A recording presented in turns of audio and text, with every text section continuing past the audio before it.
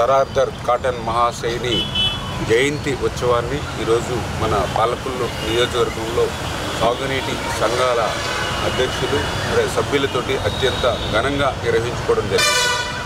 ఎందుకంటే మీ అందరికీ తెలుసు, సరార్దర్ కాటన్ మరి ఏదైతే అక్కడ ధవళేశ్వరం బ్యారేజీ కానీ, అదేవిధంగా అటు కృష్ణా నది మీద అక్కడ ప్రకాశం బ్యారేజీ కానీ నిర్మాణం చేయనటువంటి స్థితిలో ఆ రోజు మనందరికీ తెలుసు, ఉభయ గోదావరి జిల్లాల్లో ఆ రోజు పట్టిడి అన్నం లేక కలగదుంపలు, తేగలు, తాటికాయలు, ఆఖరికి అవి కూడా దొరకకపోతే బంక మట్టిలో మరి పెరుగు కలుపుని తిన్నటువంటి రోజులు ఆ రోజు.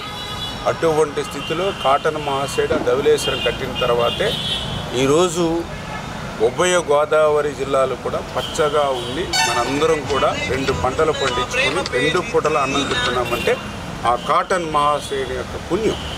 అందుకే ఆ కాటన్ మహాశయుడి యొక్క మరి జయంతి కానీ, అదేవిధంగా వర్ధంతి కానీ ఘనంగా నిర్వహించుకోవడమే కాదు, ఆ కాటన్ జయంతి యొక్క ఆ కాటన్ మహాశయుని యొక్క ఆశయాలకు అనుగుణంగా ఈరోజు తెలుగుదేశం, జనసేన, బీజేపీ ప్రభుత్వం కూడా ఈరోజు రాష్ట్రంలో పనిచేస్తూ ఉంది. ఎందుకంటే మీ అందరికీ తెలుసు, గత 5 సంవత్సరాల పాలనలో రైతును మర్చిపోయినటువంటి ప్రభుత్వం, వ్యవసాయ శాఖను మోతేసేసినటువంటి ప్రభుత్వం గత ప్రభుత్వం. రైతులు దగా మోసం చేసి రైతు వ్యతిరేక విధానాలతో పాలన సాగించింది గత ప్రభుత్వం. ఎందుకంటే ఆ రోజు ఇన్సూరెన్స్ని కట్టడం మర్చిపోయింది. ఇన్పుట్ సబ్సిడీని 20,000 నుంచి 16,000కి రివర్స్లో తగ్గించి రైతుల్ని దగా చేసింది. వ్యవసాయ యాంత్రీకరణ పేరు చెప్పి ఒక బరక ముక్క కూడా 5 సంవత్సరాల్లో ఏ రైతుకి కూడా ఇవ్వనటువంటి దుస్థితి ఆ రోజు మనందరం కూడా చూసాం. ఎక్కడ కూడా మైక్రో న్యూట్రియంట్స్, ఉచితంగా ఇచ్చే న్యూట్రియంట్స్ కూడా రద్దు చేశారు ఆ రోజు. ఇటువంటి రైతు వ్యతిరేక విధానాలతో ధాన్యం అమ్ముకోవాలంటే వారం రోజులు, 10 రోజులు రైస్ మిల్లుల దగ్గర పడిగాపులు కాసేటువంటి పరిస్థితి ఆ రోజు చూసాం. కానీ ఈరోజు రైతు పాలన వచ్చింది. ఇవాళ రైతే రాజు, రైతే దేశానికి వెన్నెముక అంటే ఇవాళ ఆంధ్రప్రదేశే దానికి దిక్సూచిలాగా. ఎందుకంటే ఈవేళ 48 గంటల్లో ఇవాళ ధాన్యానికి సొమ్ములు ఇవాళ రైతుల అకౌంట్లో పడుతూ ఉన్నాయి.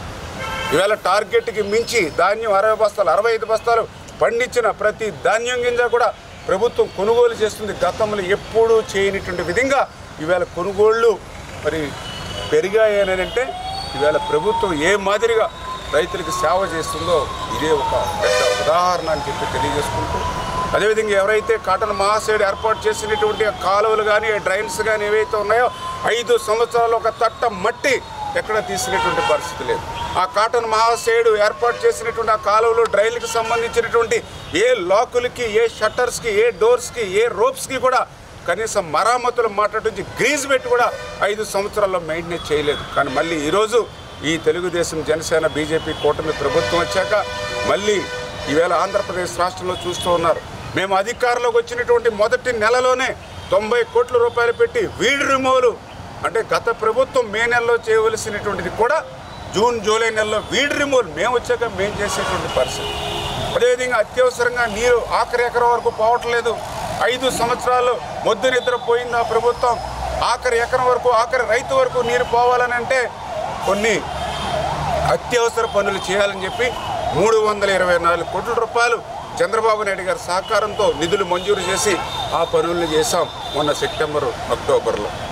మళ్ళీ ఈరోజు మే నెలలో ఏదైతే ఓఎండ్ఎం అంటే ఏదైతే వేల కోట్ల రూపాయలు, 100ల కోట్ల రూపాయలు మన ప్రాజెక్టులు, కాలువలు, డ్రైన్లు నిర్మాణం చేసుకున్నా కూడా సంవత్సరం మెయింటెనెన్స్ చేయకపోతే అవన్నీ నిరుపయోగం అవుతాయి. అందుకే ఈరోజు ఆర్థిక పరిస్థితి సహకరించినటువంటి స్థితిలో కూడా చంద్రబాబు నాయుడు గారితో మాట్లాడుకుని మొన్న క్యాబినెట్ సైతం ఈవేళ 344 కోట్ల రూపాయలు ఈవేళ మళ్ళీ మెయింటెనెన్స్ కోసం ఈ మే నెలలో ఈ కాలువలకి, డ్రైన్లకి, ఈ రిజర్వాయర్లు మరమ్మతుల కోసం ఈ ప్రభుత్వం శాంక్షన్ చేసింది అని అంటే గత ప్రభుత్వం మొద్దు నిద్రపోయి రూపాయి పెట్టలేదు. ఈరోజు మెయింటెనెన్స్ కోసమే దగ్గర 700 కోట్ల రూపాయలు ఈ సంవత్సర కాలంలో పెట్టాము అని అంటే ఇది కాటన్ మహాశయుడికి మేము ఇచ్చేటువంటి ఘనమైనటువంటి నివాళులు. కాటన్ మహాశయుడి యొక్క ఆశయాల కోసం పనిచేసేటువంటి ప్రభుత్వం ఇదే ఒక ఉదాహరణ అని చెప్పి మీ ద్వారా అందరికీ కూడా తెలియజేసుకుంటున్నాం.